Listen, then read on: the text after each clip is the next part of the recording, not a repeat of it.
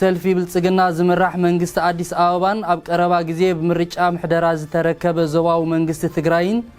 ዝቅጽል ዘሎ ውግ ድሮ ብዙሓት ወተሃደራት መንግስቲ ዝርከብዎም በአሻሓት ዝቁጸሩ ሰላማውያን ሰባት ናብ ጎረቤት ሃገር ሱዳን ይስደዱ ከም ዘሎ ውድብ ሕብራት ሃገራት ኣብ ዘውጽኦ መግለጺ አረዲዩ ማዕከናት ዜና ዓለም ከም ዝጠቀሰኦ ኣብ ዝግጭት መንግስቲ ኤርትራ ኢዱ ሓዊሱ ከም ዘሎን ናብ ዝተሓላለኸ ደማዊ ምፍሳስ ከይሰጋገር ተሰጊኡ ከም ዘሎን ክፍለጥ ተኻኢሉሎ ይኹን እምበር መንግስቲ ኤርትራ ኢድ የብለይን ክብል ነቲ ክሲ ነጽግወሎ ብዙሓት ወገናት ከም ዝሕብርዎ እቲ ውግእ ካብ ዝጅምራት ሒዙ ንኹነታት ብዝምልከት ጭቡጥን ሓቀኛን ዝኾነ ሓበሬታ ንምርካብ ኣዝዩ ኣጸጋሚ ኮይኑ ከም ዘሎ ይጥቀስ ኣብ ሽወደን ብሰንኪ ዝረኣይ ዘሎ ልዑል ምልባዕ ቫይረስ ኮሮና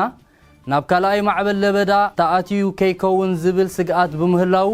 ኣብ ኣብያተ ሕክምናን ክንክንን ብፍላይ ከዓ ኣብ ማእከላት መለይ ኣረጋውያን ጃምላው ምርመራ ቫይረስ ኮሮና ክግበር ኣገዳሲ ምዃኑ ተኣሚኑሉ ከም ዘሎ ሰብ መዝጥዕና ሽወደን ኣረጋጊጾም ብመሰረት እቲ ሓበሬታ ኣብዚ እዋን እዚ ኣብ ሕክምናታት ሽወደን ዘሎ ጸቕጥን ብዝሒ ሕማት ኮሮናን በተዛማዲ ደሓን እኳ እንተሃለወ ዝረአ ዘሎ ናይ ምስፍሕፋሕ ለበዳ ኮሮና ኣሰካፊ እናኾነ ይመጽእ ብምህላው ጃምላዊ ምርመራታት ብፍላይ ከዓ ንሰራሕተኛታት ሕክምና ዓቢ ኣገዳስነት ከም ዘለዎ ጸብጻባት ኣረጋጊጾም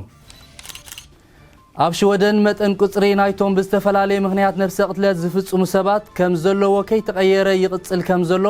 ኣብዚ ጉዳይ ቀጻሊ መጽናዕቲ ዘካይድ ዘሎ ዩኒቨርሲቲ ሉንድ ኣፍሊጡ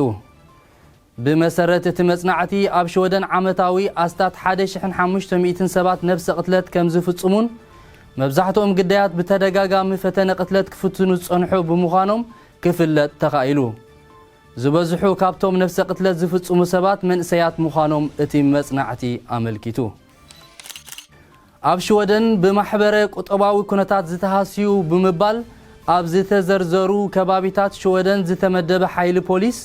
ብቁጽርን ዓቕምን ትሑት ከም ዝኾነ ቤት ጽሕፈት ሃገራዊ ኦዲት ሽወደን ኣፍሊጡ ኣብቲ ዕግርግር ብዝሒ ገበናት ዘይፍለዮ ከባቢታት ፖሊስ ብዋሕዲ መሳላጥያታት ሕጽረት ምርካብ ሓበሬታን ከም ዝጽገሙን እዚ ድማ ንስራሓት ምኽባር ሕጊ ኣሸጋሪ ምዃኑ ተሓቢሩ ብመሰረት ሓበሬታ ቤት ጽሕፈት ኦዲት ሽወደን ኣብተን ብዝሒ ገበንን ማሕበራዊ ተነጽሎን ዝረኣየለን ሓደ ሲሶ ብዝሒ ምምሕዳር ዞባታትን ኣከባብን ከምዚ ዓይነት ሕጽረት መሳላጥያ ሰብኣዊ ዓቕሚ ፖሊስን ምርኣዩ ዘተሓሳስብ ምዃኑ ድሕሪ ምግላጽ ብቕልጡፍ ፍታሕ ክግበረሉ ከም ዝግባእ ምሕጽንትኡ ኣቕሪቡ ክቡራት ተኸታተልቲ መደብና ናብ ሓጸርቲ ዜናታት ከሰጋግረኩም እየ ኣብ ሃገር ኣሜሪካ ዝተገብረ ፕሬሲደንታዊ ምርጫ ተኸቲሉ ኣብ ስልጣን ዘሎ መራሒ እቲ ሃገር ንዘቕረቦ ክሲ ምድንጋር ምርጫ ዝኾነ ይኹን መርትዖ ከም ዘይተረኽቦ ሓደ ዓቢ ጋዜጣ ንሰብ መዚ ምርጫ ኣሜሪካ ጠቒሱ ኣብ ዘርግሖ ሓበሬታ ኣነጺሩ ብዘይካዚ እቲ መራሒ መንግስቲ ስዕረቱ ብዘይ ምቕባል ፈጢርዎ ዘሎ ስምዒት ኣብ ታሪክ ፕሬሲደንታዊ ምርጫ ኣሜሪካ ሕማቕን ዘሕፍርን ተርእዮ እዩ ክብል ተዓዋቲ ናይቲ ዝተኻየደ ምርጫ ጆ ባይደን ከም ዝገለጸ ማዕከናት ዜና ሃገር ኣመልኪተን ብግሰት ሰብኣዊ መሰላት ኣብ ዓለማዊ ቤት ፍርዲ ክሲ ተመስሪትሉ ዘሎ ፕሬሲደንት ሃገረ ኮሶቮ ብህይወት ብዙሓት ተጋደልቲ ናጽነት ደቂ ኮሶቮ ከም ዝሕተት ጸብጻባት ማዕከን ዜና ሃገር ሓቢረን እቲ ፕሬሲደንት መራሒ ደባይ ተዋጊኣ ኣብ ዝነበረሉ እዋን ብዙሓት ደቂ ኮሶቮ ተቃለስቲ ዳሃይ ዘይብሎም ከም ዝጠፍኡ ይንገር